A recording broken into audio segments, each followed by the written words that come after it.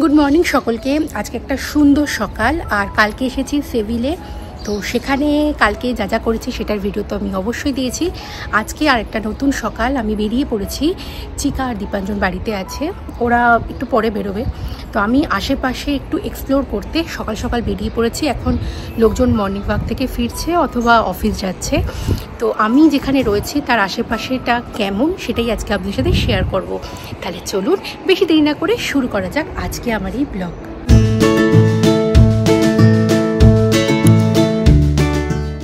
আমি যে অ্যাপার্টমেন্টে এই মুহূর্তে রয়েছি সেখান থেকে সিঁড়ি দিয়ে নিচে আমি যাচ্ছি নদীর পাড়ে। এখানে বেশ বড় চওড়া রাস্তা আছে যেখান দিয়ে ভালোভাবে হাঁটা যায়। দেখে বুঝতেই পারছেন বেশ চওড়া রাস্তা। এখান দিয়ে বড় গাড়ি সেভাবে যেতে দেখিনি, তবে এই যে নদীর দুপাশে প্রচুর রেস্তোরাঁ আছে। তো সেগুলো অন্য দিন যখন এই নদীটাকে ঘিরে আমরা এই শহরটাকে ঘুরবো তখন নিশ্চয়ই দেখাবো। আর এদিকে এই যে ফুলটা দেখতে পাচ্ছি, আমি সত্যি জানি না এই ফুলটা ঠিক কী। আর এই দিকে যে নদীটা আপনারা দেখতে পাচ্ছেন এটাই হচ্ছে সেই গুয়াদালকুইভির বিখ্যাত এই নদীটা। স্পেনের ভীষণ একটা উল্লেখযোগ্য নদী, আর সেভিলের গোটা শহর জুড়ে রয়েছে এই নদীটা। আর আমরা যে জায়গাটা রয়েছি এটা হলো থ্রিয়ানাপুরা। তো এই জায়গাটা নাকি এখানকার সবথেকে বেশি হোটেল বা অ্যাপার্টমেন্ট রয়েছে, আর এই জায়গাটা একদম শহরের প্রাণকেন্দ্র। তো এখান থেকেই শহরের যে কোনো জায়গা খুব সহজেই যাওয়া যায়। অসম্ভব সুন্দর এই ফুলটা, আমি জানি না এই ফুলের কি নাম, আমার সত্যি কোনো আইডিয়া নেই। অসম্ভব সুন্দর লাগছে এই ফুলটা। যদি কেউ নাম জেনে থাকেন প্লিজ কমেন্ট করে বলবেন। আমি জার্মানিতে এই ফুলটা সত্যি বলছি দেখিনি, তবে এইখানে এসে এই ফুলগুলো প্রচুর দেখেছি, প্রচুর। কি অদ্ভুত সুন্দর, পুরো সাদা, পুরো গাছটায় মানে ভরে গেছে। জার্মানিতে দেখেছি এই ধরনের যে নদী ফদিগুলো থাকে সেখানে না একটা বেশ ঘেরা থাকে। এখানে দেখছি মানে নদীতে নাবার অপশান আছে, জানি না এটা কেন। এই নদীটা বেশ চওড়া, এই নদীটার একটা অদ্ভুত নাম আছে, আমি না স্ক্রিনে লিখে দেবো। আর আমরা যেখানে রয়েছি সেইখান থেকেই নদীটা একদমই পাশে। তো চলুন সামনের দিকে যাওয়া যাক। এখন সকালবেলা লোকজন মর্নিং ওয়াক করে আর কি ফিরছে, যদিও আমি খুব সকালে উঠতে পারিনি, আমি বেরিয়েছি প্রায় 8টা। এখানে লোকজন আর কি এখন কাজেও যাচ্ছে, আবার দেখছি মর্নিং ওয়াক করেও ফিরছে। এখানে দেখলাম সকালটা হচ্ছে প্রায় 7:40।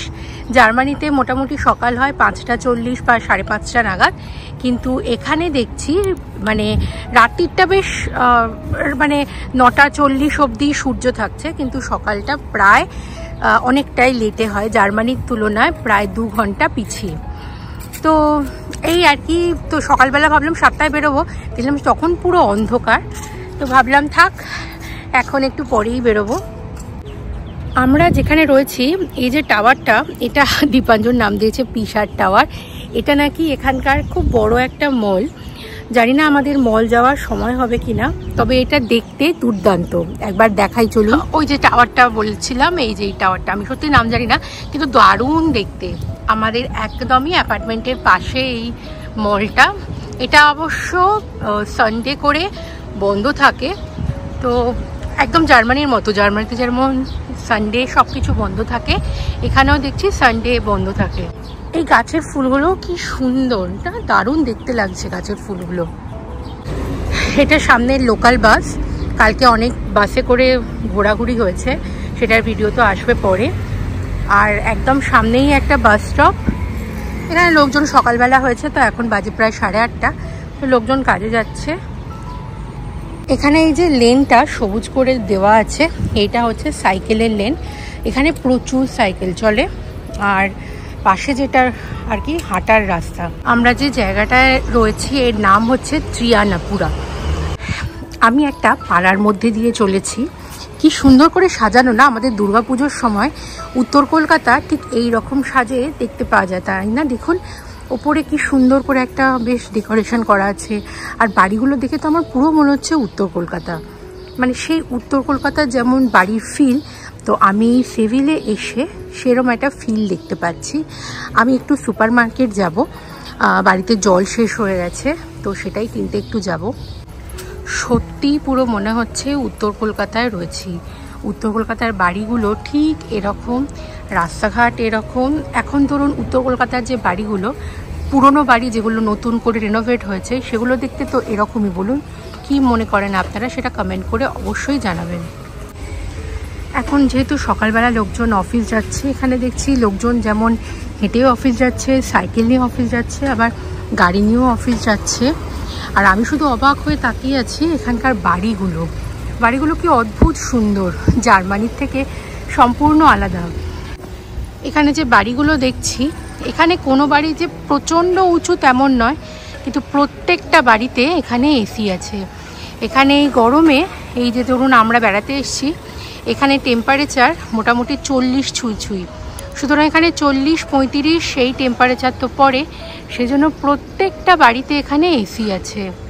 এটা আমার কাছে একটু অবাক লেগেছে, অথচ অবাক লাগার মতো কিছু নেই। গরম পড়লে তো এসি ইউজ হবে। তো জার্মানিতে যেমন এসির কনসেপ্টই নেই, এখানে প্রত্যেকটা বাড়িতে এসি। এখানে এসি ছাড়া কোনো গল্প নেই। সেভিল একটা পুরনো শহর, সেই জন্য এখানে রাস্তাঘাট দেখেছেন একদম পুরনো, যেটা সেই ব্রিক বলে সেই ধরনের। মানে আমি যে প্র্যাম নিয়ে যাচ্ছি, ভীষণ ঢকঢক করছে আর কি প্র্যাম নিয়ে যেতে যেতে। তো এখানে সিমেন্টের রাস্তার কোনো কনসেপ্ট নেই, সব পুরনো রাস্তা। আর এটা অনেক বছরের পুরনো একটা ঐতিহাসিক শহর, সেটার ইতিহাস তো আমি অন্য ভিডিওতে নিশ্চয়ই শেয়ার করব।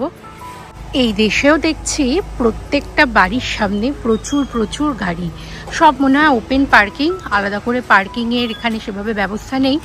তো এখানে যে বাড়িগুলো দেখতে পাচ্ছেন, সব বাড়িগুলোর সামনে এক একটা করে গাড়ির পার্কিং, রাস্তা জুড়ে গাড়ি ভর্তি। তার মানে এখানেও লোকজন প্রচুর গাড়ি ইউজ করে, তবে এখানকার লোকজন প্রচুর সাইকেলও ইউজ করে।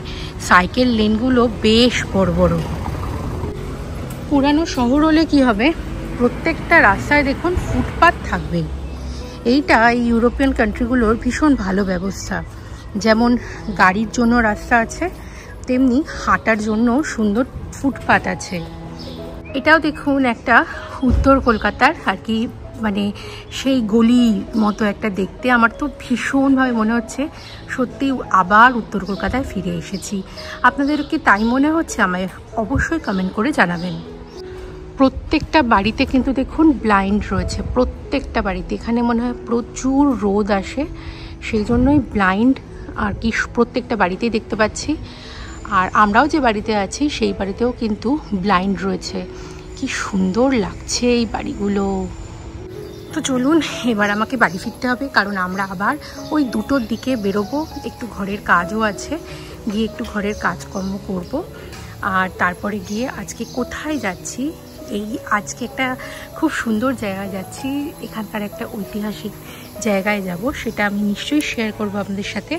এখন বাড়ি যাই। তো আজকের ভিডিও কেমন লাগলো, নতুন কিছু জানলেন কিনা সেটা কমেন্ট সেকশনে অবশ্যই জানাবেন। চলুন দেখা হবে আবার পরের ভিডিওতে, ভালো থাকবেন।